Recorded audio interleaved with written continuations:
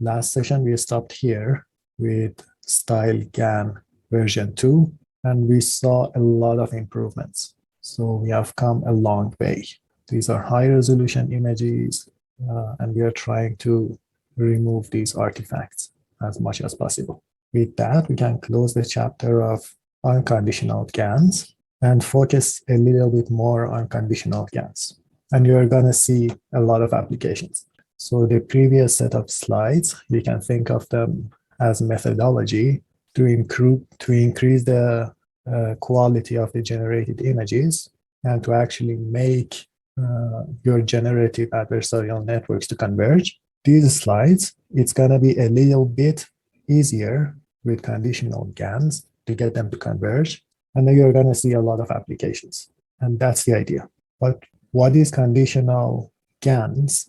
The video is online. You can watch it for full details. In terms of the big picture, you still have your generator and your discriminator, the discriminator helping the generator. So the discriminator helping the generator train and generate images.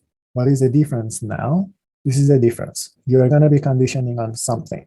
And we saw this framework before as well, when we had text as input and we were generating images. So we were describing what type of images we want, and we were generating images of that form. You can think of conditional GANs as the reverse of a classifier.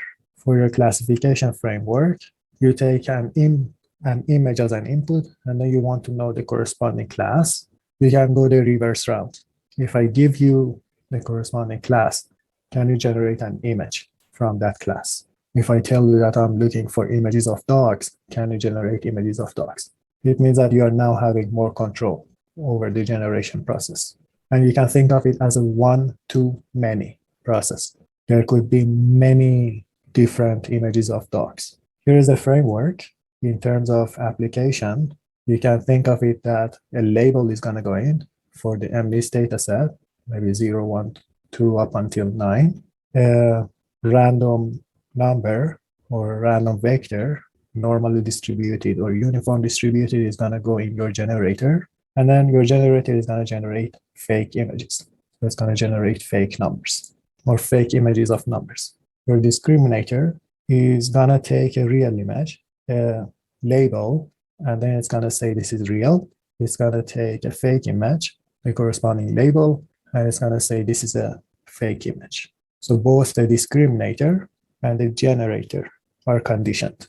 And what are you conditioning on? You're conditioning on your labels. These are integers. Whenever you have an integer as the input to your neural network, that's going to end up being one hot vector.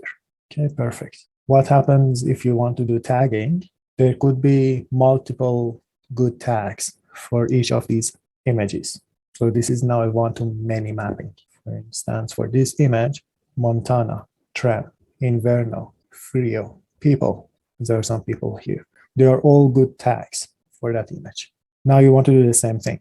You want to, if somebody gives you a new image, you want to generate tags for it. And the framework is now, you can take images as input, generate fake tags, take those fake tags and the corresponding image, push it through a discriminator and say this is fake.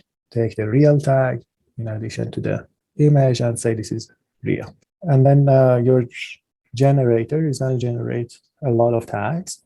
And then you're going to be using your cosine similarity to sort them. And these are the tags, taxi, passenger, line coming out of your generator. Any questions about conditional GANs?